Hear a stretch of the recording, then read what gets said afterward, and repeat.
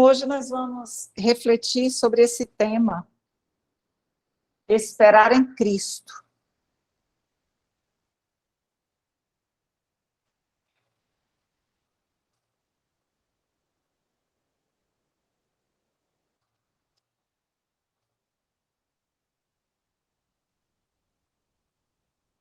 Se esperamos em Cristo só nesta vida, somos os mais miseráveis de todos os homens. Esse texto é do livro Caminho, Verdade e Vida, capítulo 123. Então, essa frase já nos convida à reflexão. Nesta vida, então a gente pensa assim, nesta vida do ponto de vista material, só agora, somos os mais miseráveis de todos os homens. Então, vamos iniciar aqui com a definição da palavra esperar. Ter esperança em, contar com, confiar em, esperança, expectativa. O que esperamos? Quem? Como? Quando?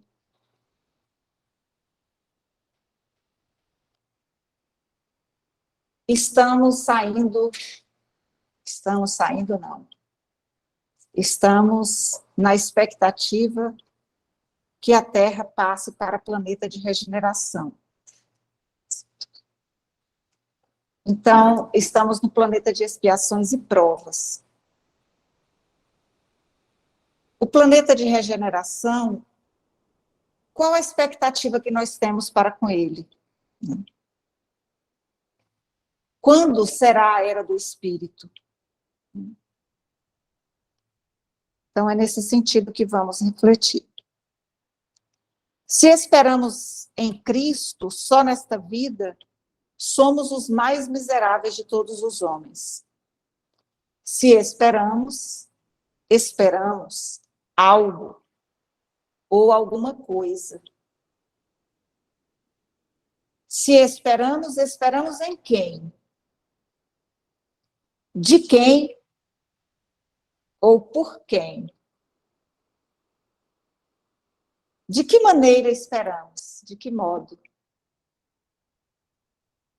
Se esperamos, temos expectativa. Esperança em algo. Para quando a realização? Até quando? Será que nós estamos esperando Cristo voltar numa nave milagrosa e chegar aqui e resolver todas as nossas questões?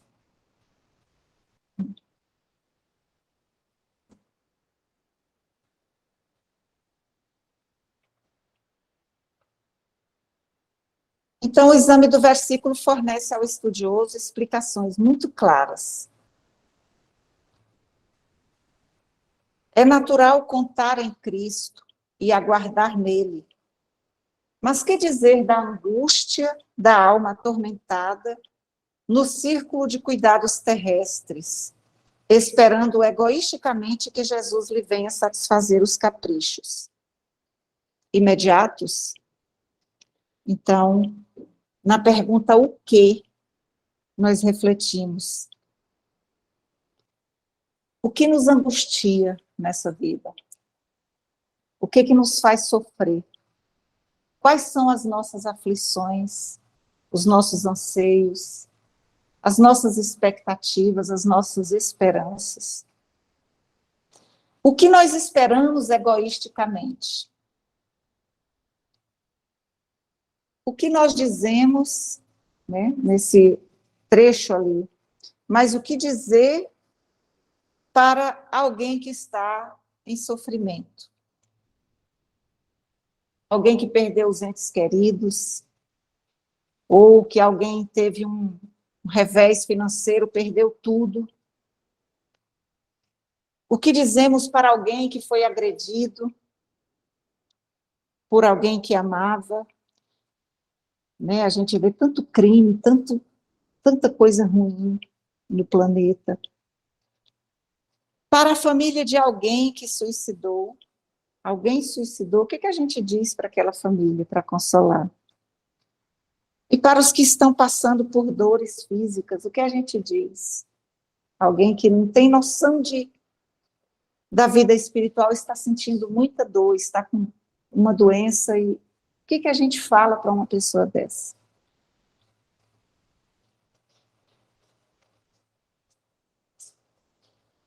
Seria razoável contar com o Senhor tão só nas expressões passageiras da vida fragmentária? Né? Então, quando a gente pensa nessa questão de vidas sucessivas, nós não podemos esquecer que as vidas, elas são entrelaçadas.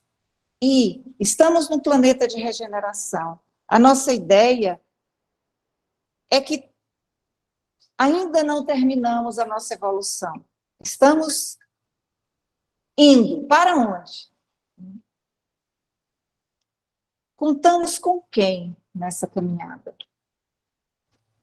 Esperamos de quem o auxílio, o apoio? Por quem, pelas mãos de quem virá essa segurança, essa esperança? Essas perguntas aí é só para a gente começar a refletir, mas antecipadamente eu já digo que eu não tenho as respostas, é de cada um. Então, fragmentário é algo que está incompleto, está limitado, imperfeito, inacabado. O que nós estamos fazendo aqui na Terra? Como analisar quem somos? Por que sofremos?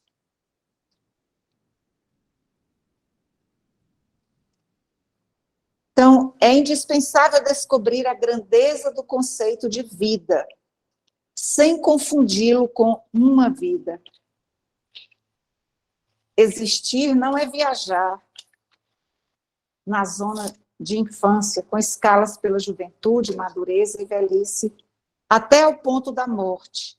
É participar da criação pelo sentimento e pelo raciocínio. É ser alguém e alguma coisa no conceito do universo. De que maneira nós vamos entender isso? De que modo? O que nós estamos fazendo aqui no planeta Terra? Por que viemos para cá?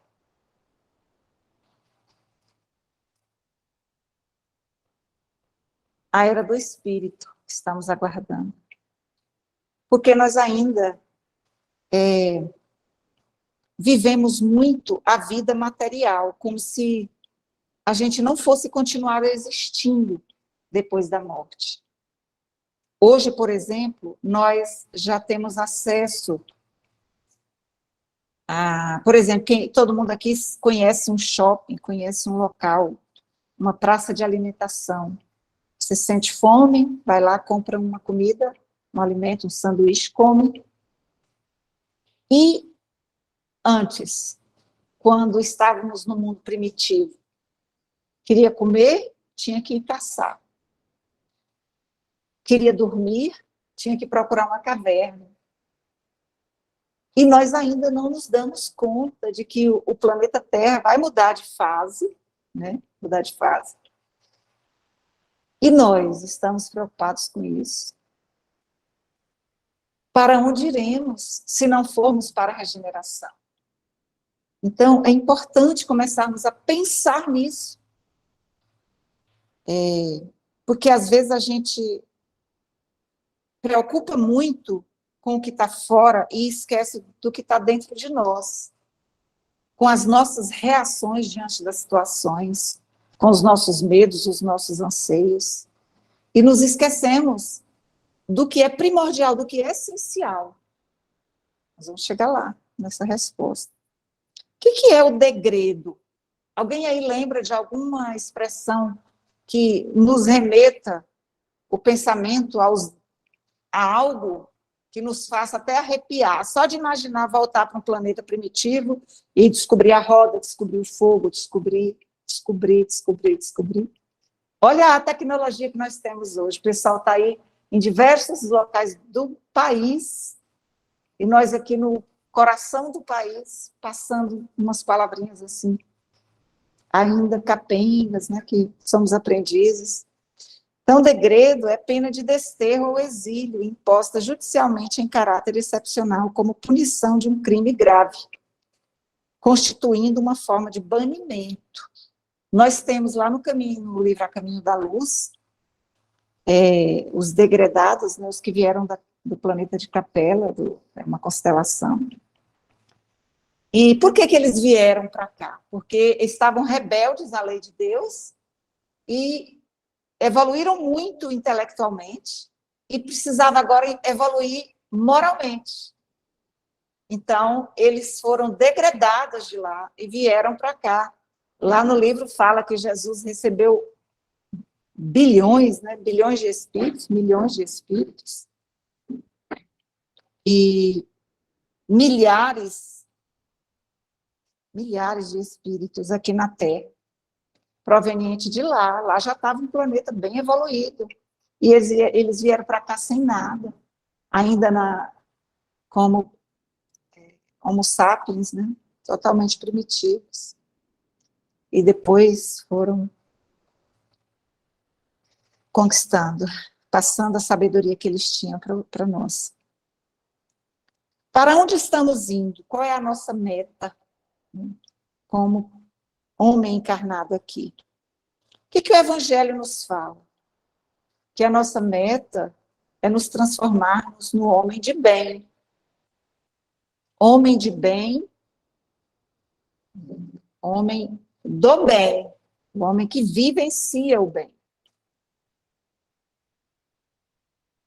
E aí Kardec divide em 3 blocos. E a gente reflete: eu amo o bem? Eu sou uma pessoa de bem?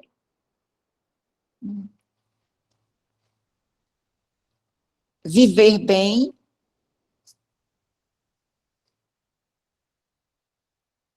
é diferente de viver o bem.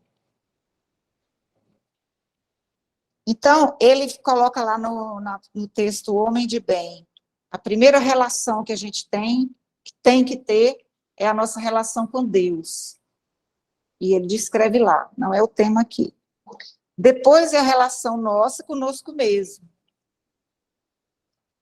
Eu, com as minhas múltiplas personalidades, as minhas várias reencarnações, eu estou me analisando, porque o Evangelho já nos diz que nós temos condições de saber, mais ou menos pelas nossas tendências, quem somos e por que estamos aqui. E a próxima é a relação com o outro, que é a mais complicada, né? Todos nós, seres humanos, que estamos aqui reencarnados na Terra, temos algum compromisso com a lei de Deus, assumido em outras reencarnações. Falhamos, erramos.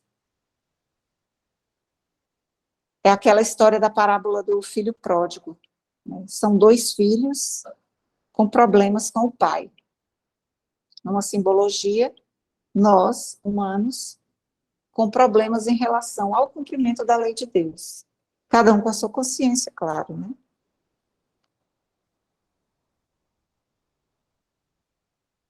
Alguns de nós, encarnados, temos problema na nossa relação com Deus. Revolta. Por que eu estou aqui? Por que comigo, quando nos acontece algo? O que eu fiz para merecer isso?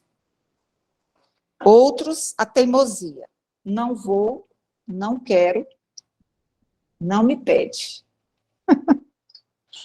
A gente faz isso.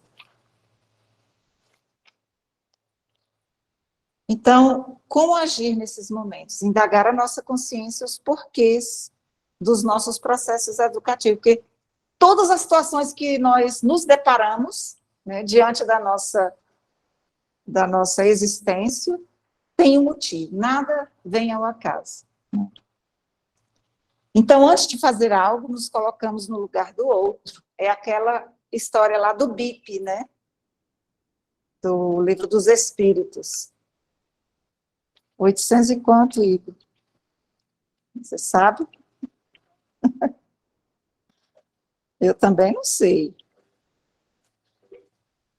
886 mesmo. Qual o verdadeiro sentido da palavra caridade, tal como Jesus a entendia? Benevolência para com todos, indulgência para as perfeições dos outros, perdão das ofensas. Essa é a metodologia que os espíritos superiores nos ensinam. Se nós vamos fazer algo, sempre tentarmos nos colocar no lugar daquela pessoa. Difícil, não é fácil. Então, qual o objetivo do espiritismo? Converter as pessoas em espíritas?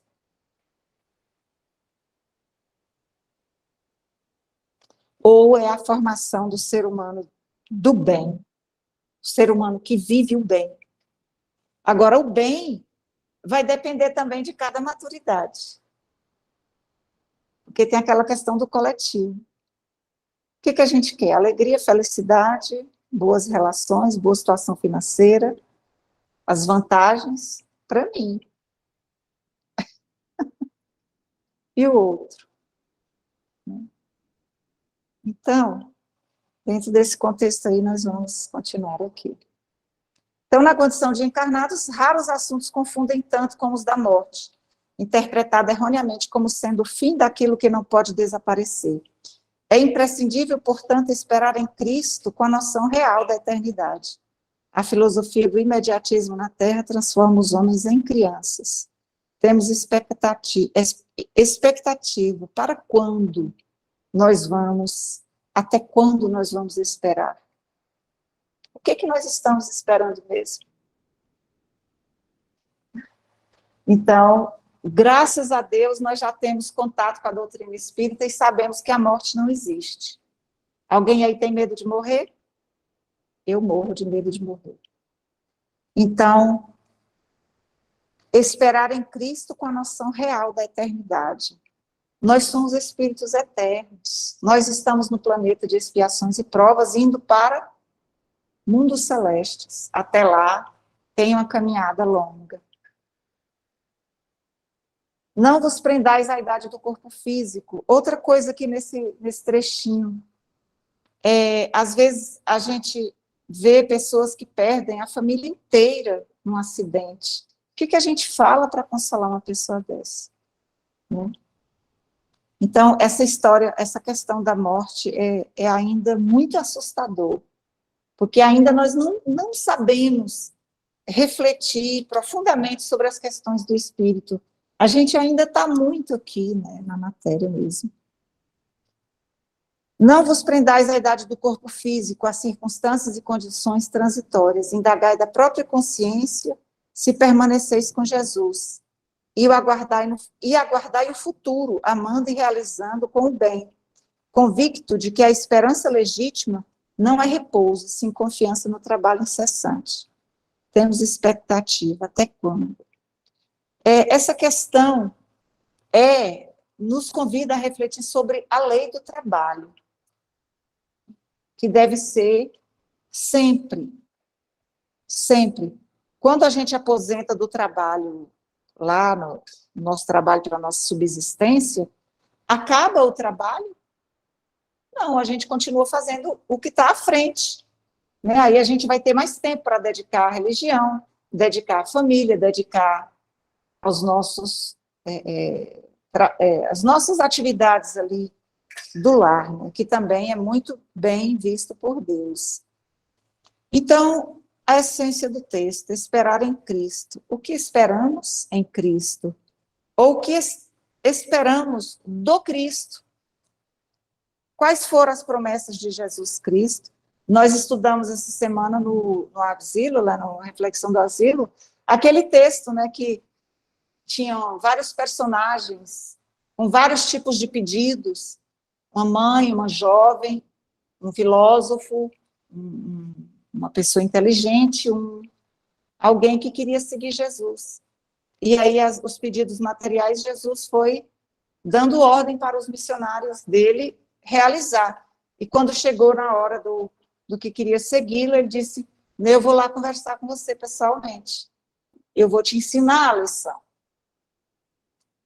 Né? A lição do amor. Então, o que estamos esperando? O que Jesus prometeu para nós? Que ele iria e mandaria o Consolador prometido, que é o Espiritismo, para ficar conosco para sempre. Sabemos que o Espiritismo é a religião universal. Né? E aí o capítulo 6 vem dizer do jugo leve, vinde a mim todos vós que estáis cansados e oprimidos, e eu vos aliviarei. Esse vinde a mim é um convite, né? Vinde a mim. O que Kardec fala lá na questão 625? Qual o tipo mais perfeito que Deus já ofereceu ao homem para lhe servir de guia e modelo? A resposta, Jesus. Deus ofereceu, mas já aceitamos esse modelo? Ou ainda aceitamos o nosso modelo, o nosso estilo de vida? Então, a nossa rebeldia está em qual nível? Né? Que Jesus, aí ele vai dizer que Jesus representa o modelo mais perfeito, representa o tipo da perfeição moral a que a humanidade pode aspirar na Terra. E fala que o Espírito Divino o animava. Se alguns dos que pretenderam instruir o homem da lei de Deus algumas vezes o transviaram por meio de falsos princípios, foi porque se deixaram dominar por sentimentos demasiadamente terrenos e porque confundiram as leis que regulam as condições da vida da alma com as que regem a vida do corpo. Estamos diante de uma situação, duas opções de atitude. Nós que já somos espíritas, temos uma condição de escolher com segurança como vamos agir. Se tivermos condições de raciocinar, por isso precisamos treinar a mente. Se for movido pela raiva, a gente simplesmente age e reage. Aliás, a gente reage. Mas se nós buscarmos a orientação da doutrina e formos escolher, aí nós vamos agir. E aí, nesse momento, qual é o modelo que nós devemos escolher? Qual o modelo que Deus ofereceu para nós como guia? Jesus. Por que Jesus? Aí o palestrante diz um exemplo assim, vamos supor que você vá num lugar com um grupo, e lá vocês vão contratar um guia para direcionar as visitas. E no grupo tem alguém que já foi antes naquele local, então ele conhece. Como é que ele vai julgar o nível de experiência daquela pessoa que está conduzindo? Porque vai analisar, ele está levando as pessoas nos lugares melhores da cidade. Eu já conheço. Então, Jesus, ele já era, quando a Terra foi criada, ele já era Cristo. Ele é o governador do planeta. Então, ele é a meta que nós devemos aspirar. É claro que a gente tem que ter a humildade de ver que a gente está num planeta ainda imperfeito. Ainda somos imperfeitos. Jesus nos aguarda no decorrer dos milênios. Será que Jesus olha para a Terra e vai dizer, não, cansei. Esse povo aqui está cortando cabeça do outro, está, como é que lá no início da história, o punhal no peito, né, dos mártires, fogo, vou abandonar isso aqui e vou embora. Claro que não, vai nos esperar até que o último cordeiro, o último filho dele, o último discípulo, aliás, resolva ir, evoluir.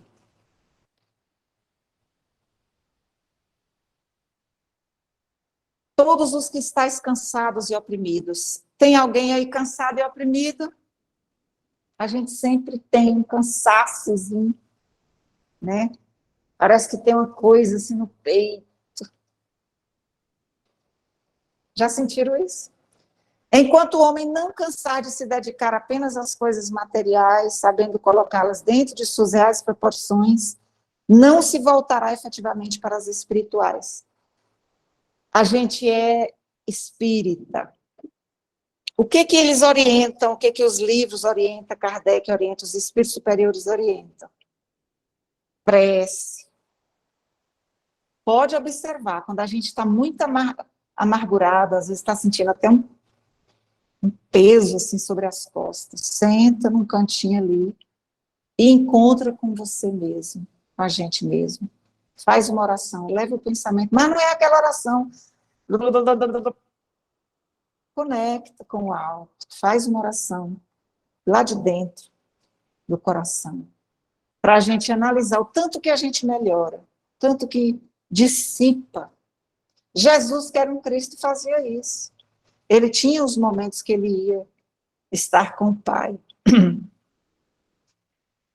No entanto, Jesus, como mestre, sabe aguardar a manifestação de cada um nesse sentido, ainda que em decorrência do cansaço e da saturação.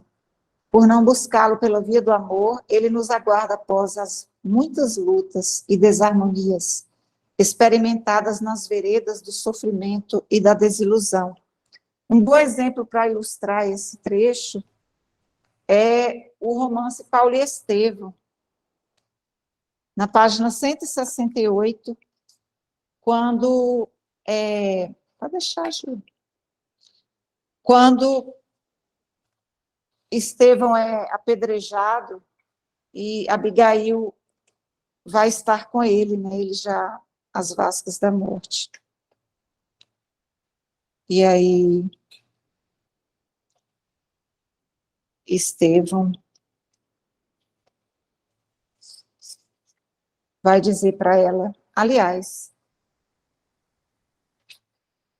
é outro trecho.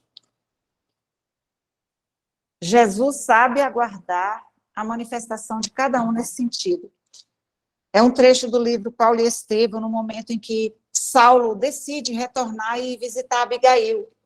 E ele vai na casinha da estrada lá, né, de Jope, né? E ele vai visitá-la, sente saudades dela. Quando ele chega lá, ela está muito doente, já quase morrendo mesmo. Aí ela fala assim para ele, esta noite, depois que tu partiste, já era a segunda vez que ele ia. Senti que alguém se aproximava, enchendo o quarto de luz. Era Gesiel que vinha ver-me. Gesiel já tinha morrido. Ao avistá-lo, lembrei-me de Jesus, no inefável mistério da sua ressurreição. Anunciou-me que Deus santificava os nossos propósitos de ventura, mas que eu seria levada ainda, hoje, à vida espiritual. Ensinou-me a quebrar o egoísmo de minha alma, que ela o amava, né? Encheu-me de bom ânimo e trouxe-me a grata nova de que Jesus ama-te muito. Ela estava falando para Saulo, tem esperanças em ti. Alguém aí sabe quem era Saulo, né? A gente sabe, a gente já leu esse romance aí. Saulo era igualzinho os espíritos comprometidos do planeta. No momento do equívoco, comete os equívocos por ignorância. Mas depois que se vê diante da verdade, retoma a consciência, a razão, e aí muda a rota. Foi o que ele fez. Porque aí, depois desse trecho, ele entrou por um ouvido e saiu pelo outro, e ele continuou. Quem foi que te converteu? Foi Ananias. Pois eu vou no encalço dele. E ele foi para Damasco, atrás de Ananias. Contrariado, porque Ananias incentivou Abigail a seguir o Cristo. No deserto, a gente sabe o que aconteceu. Ele vê Jesus e se joga. Oprimidos, porque as coisas da terra cansam e oprimem também. As desilusões aniquilam as derrotas afligem. Depois de tanta luta, tudo passa, deixando cicatrizes a nos induzirem à reflexão para a tomada de uma nova posição, com eles nas trilhas do progresso. Então, no livro A Caminho da Luz,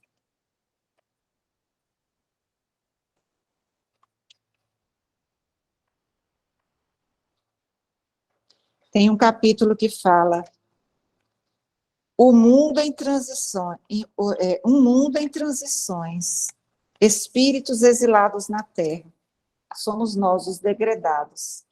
Eu acho que ainda tem, que alguns de nós ainda dessa planeta lá. Foi assim que Jesus recebeu a luz do seu reino de amor e de justiça, aquela turba de seres sofredores e infelizes. Abençoou-lhes as lágrimas santificadoras, fazendo-lhes sentir os sagrados triunfos do futuro e prometendo-lhes a sua colaboração cotidiana e a sua vinda no porvir. Jesus não nos abandona, meu tempo já está acabando, né?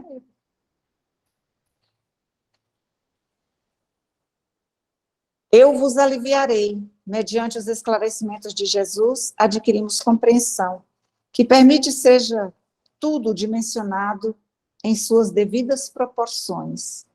Então, quando a gente busca Jesus, a gente sente alívio, porque nos traz esperança, né? Pensar que, se nós o seguirmos, teremos esse galardão, né? Porque Paulo, depois que ele faz aquela caminhada toda de sofrimento, de angústia e de vontade de mudar e muda, já no final ele mesmo revela que era o Cristo já que habitava nele, porque ele modificou tanto, tanto, tanto, e quando ele desencarna a gente vê no livro como foi linda a ida dele. Pensei que eu ia desencarnar agora. Aliviarei. Aliviarei no futuro. Aliviarei no futuro, porque conhecemos agora, sentindo em seguida, para viver depois.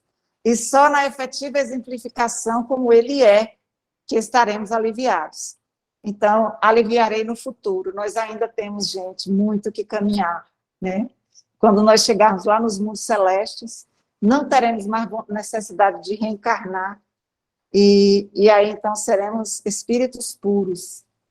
E aí, o Livro dos Espíritos reflete sobre a questão 132, por que nós encarnamos, né? Quando estamos teimosos demais, rebeldes demais em relação à lei de Deus,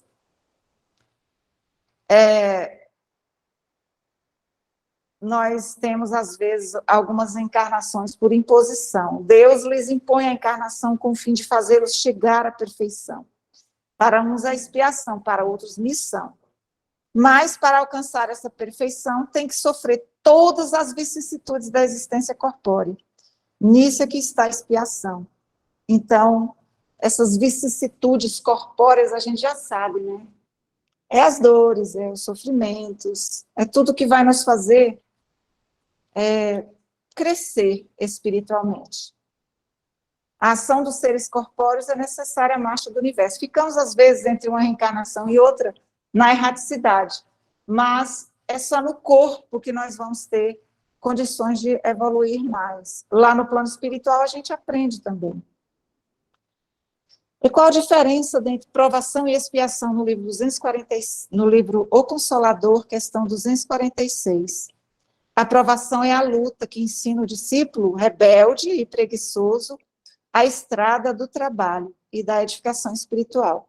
E a expiação é pena, é imposição, pena imposta ao malfeitor que comete um crime. E aí, ainda no livro dos Espíritos, sendo as vicissitudes da vida corpórea expiação das faltas do passado e, ao mesmo tempo, provas com vistas ao futuro, segue-se que da natureza de tais vicissitudes possa deduzir o gênero da existência anterior. Eles responderam, muito frequentemente, pois cada um é punido naquilo em que pecou. Entretanto, não se deve tirar daí uma regra absoluta. As tendências instintivas são um indício mais seguro, pois as provas por que passa o espírito tanto se referem ao futuro quanto ao passado. No livro Ação e Reação, André Luiz vai dizer de 3 tipos de dores. Dor evolução, que é a dor de fora para dentro, né, aproximando o ser, sem a qual não existiria progresso. Dor expiação, que vem de dentro para fora, marcando a criatura no caminho dos séculos, detendo-a em complicados labirintos de aflição para regenerá-la perante a justiça. Aquelas dores, né, morais, que a gente diz.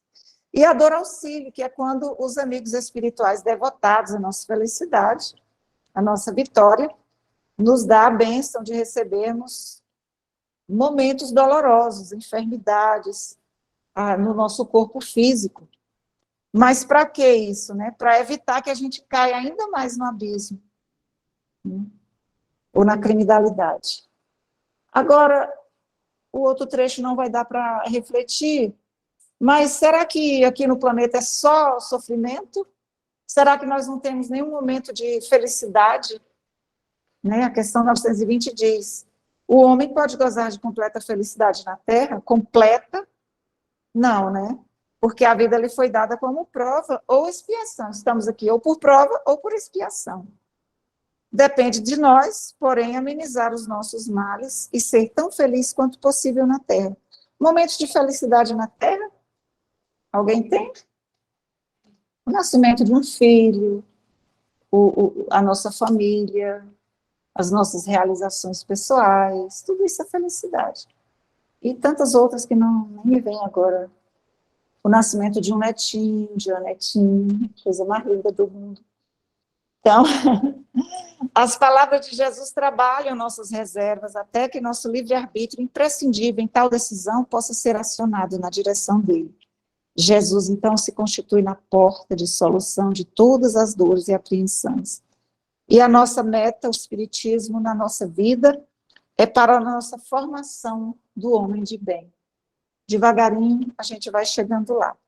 Gratidão a todos. Era essa reflexão para hoje, gente.